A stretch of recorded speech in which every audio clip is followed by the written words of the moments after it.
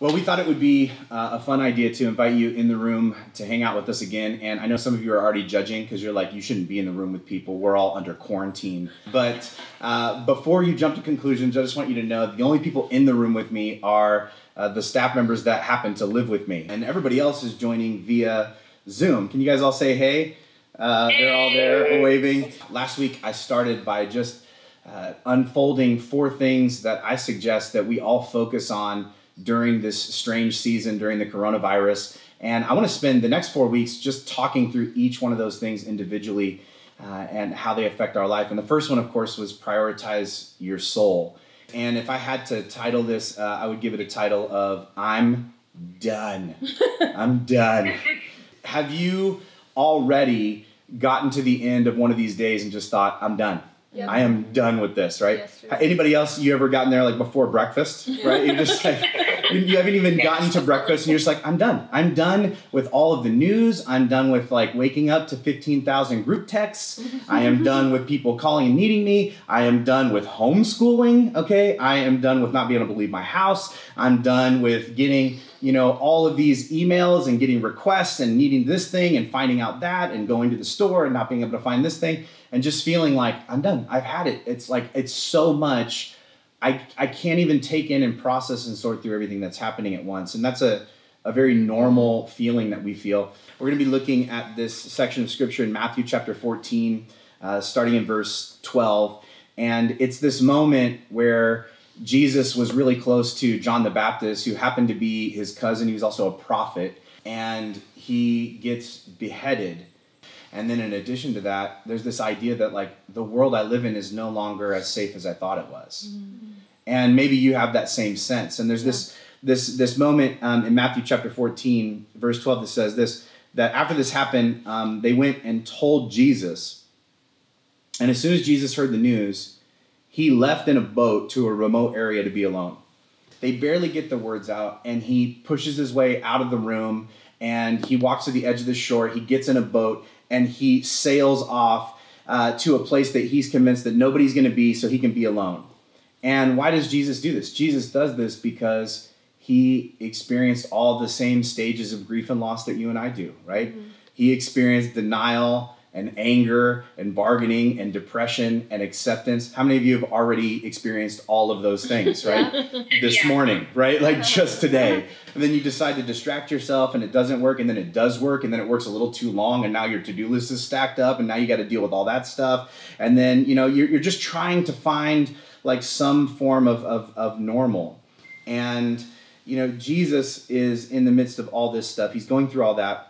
And then this happens. He gets to the place where he's going to be alone. And it says, but the crowds heard where he was headed and followed him on foot from many towns. Wow. And if you have children, you know what this is, right? Okay, like this idea of I'm trying to get away, I'm trying to process, I'm trying to figure this out, but stuff that I need to do and people that need me are stacking up faster than I can tend to myself. And you try and get some space, and then in that exact moment where you're trying to get reprieve and get a hold of yourself and refocus yourself, somebody else walks in the room and asks you a question or needs something, or another fight breaks out, or you get another email. And it's just like one more thing after another thing, after another thing, after another thing. And when that happens, when that next thing happens, after you feel like you've hit your limit, you're just done.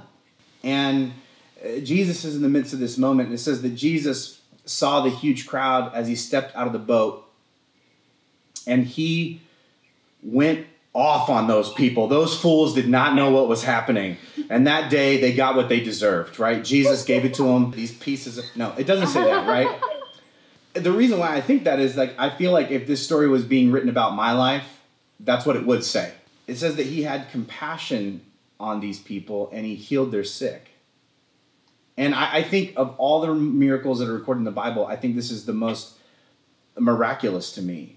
I don't tend to just automatically respond with compassion and in a way that would be healing towards them. And in my pain and stress and overwhelmedness, my natural response is to be frustrated and angry and annoyed and defensive, and then either to attack or to retreat. How many of you have done both of those things in the last few days, right? Where somebody pushed you just a little too far and you just snap and you attack them, right?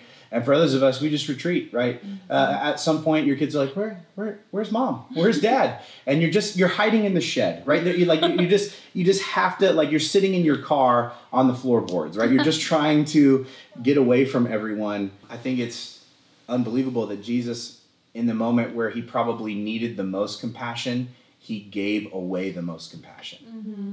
That's good. And I don't think he was able to do this because he was God. I mean, he was God, right? He is God, but he was also a man. I don't think he was able to do this because he was inherently holier than you and I. I think he was able to do this because he was habitually healthier than you and I. Mm-hmm.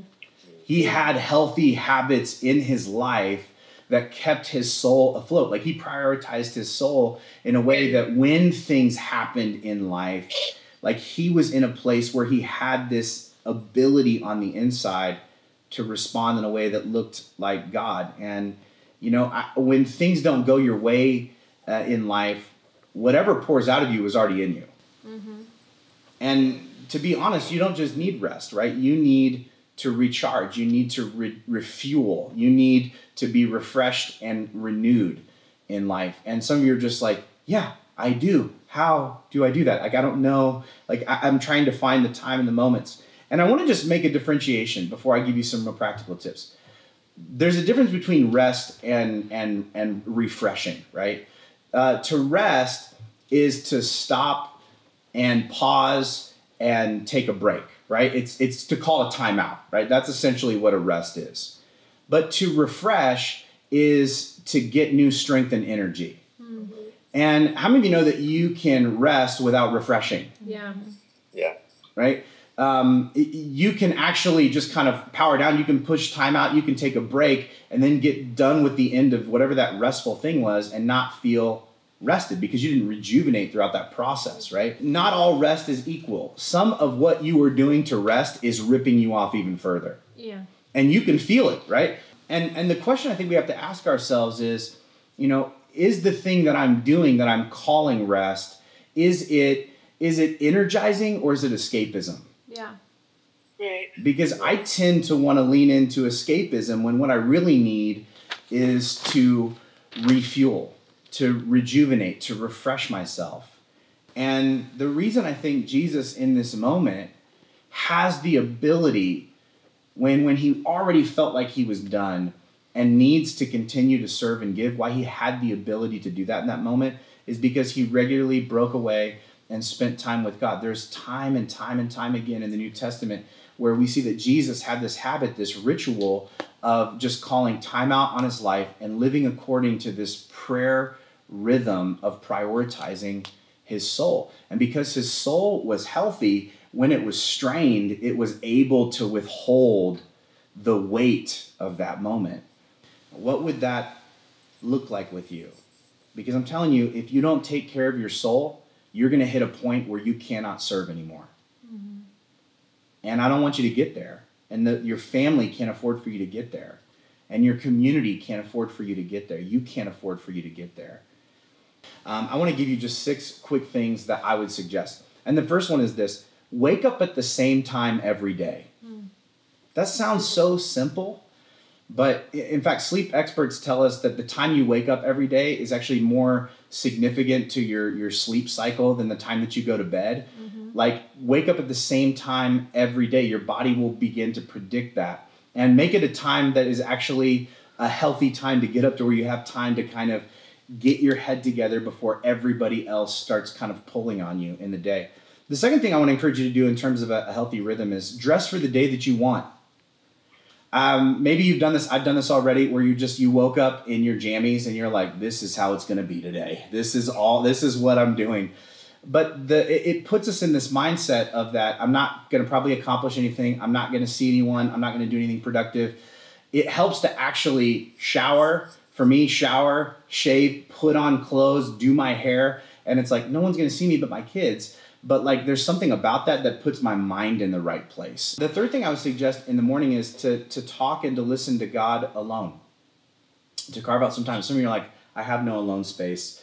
Put in some earplugs, okay? If you don't have any, just use your fingers, right?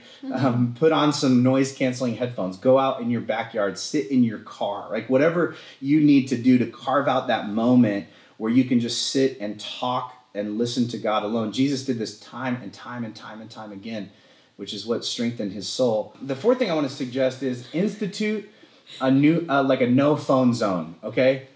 Sometime during your day where like you're just like no phones. I think my cat is going to join us, just so you guys know. Well, one of my cats. This is Lady Walter. Some of you are like, Walter doesn't sound like a lady's name, and that's because we named him Walter and then found out it wasn't a him, it was a her. Yeah. So now we just call him her, Lady Walter. A no phone zone, like sometime where you shut your phone off, you put your phone away, and even if there is an emergency, you'll find out about it later, okay? We're already locked in our homes, right? We're already barricaded. You're going to be just fine. What you need is the reprieve from the constant information coming in. Yeah. The fifth thing I would suggest is exercise and breathe in some fresh air every single day. Whether that's in the morning, whether that's in the middle of the day, whether that's in the evening. Get out and walk around. Stay 6 feet away from other people, but like breathe in fresh air. Get out, move around, chase your kids around. We put up a basketball goal in our driveway. We go out and just shoot hoops and joke around. We're terrible, but we pretend like we're the Lakers. And no one knows at this point because we haven't seen the Lakers in a little while. So maybe we are the new Lakers. Who knows, right? But like get some fresh air. And then the sixth thing I want to suggest you do is practice gratitude with other people. I think during this time where we're all sharing a lot of information about like, oh, did you hear this? Did you read this article? Did you see this thing? Did you see the next thing? And we're like, oh, it's frustrating. Don't you miss that? And don't you hate this? And isn't this frustrating? And this and we're in it. There is something bonding about sharing the things that you're frustrated or disappointed about, but it's not so great for buoying your soul. Actually, sit around and share with the other people, like, this was the highlight of my day. This is what I'm so thankful for. This is the thing that I thought was incredible today. Those moments of sharing those pieces of gratitude has this way of rejuvenating your soul. And I think if you do that, like Jesus, when you hit this moment where you feel like you're just done, but there's still more that has to be done, you're going to have the ability to do it because you have taken care of yourself. Well, I mean, we would love to hear what your guys' thoughts are. What are you doing that you're realizing is really helpful and healthy for you during this time? We're redesigning all of our lives, and we want to make sure that we're doing so in a way that prioritizes our souls. And any tips and tricks that we can share with each other on how to do that is going to be good for all of us, because the healthier each of us are as individuals, the healthier we are as a whole, and we want to be strong as a faith community. And I'm excited to see what this new season holds for us. I mean, there's a lot of downside to it, but I think the upside is we get to reinvent ourselves. We get to finally get around to doing things in our lives that we always said we were going to do and never had a chance to do. And now is the time. Do not waste this moment, because I think that you have an opportunity that you probably will not get again, to push the reset button and design rest and rejuvenation rhythms in your life that will pay dividends, not just now, but into the future.